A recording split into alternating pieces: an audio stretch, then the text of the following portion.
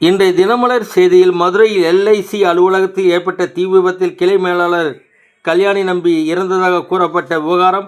இதில் திடீர் திருப்பமாக முறைகேடுகளை கண்டுபிடித்ததால் ஆவணங்களோடு சேர்த்து அவரையும் எரித்து கொண்டது அம்பலமாகி உள்ளது.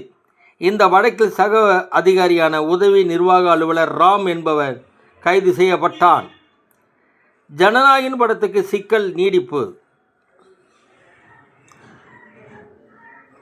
தீர்ப்பை சென்னை உயர்நீதிமன்றம் தள்ளி வைத்துள்ளது.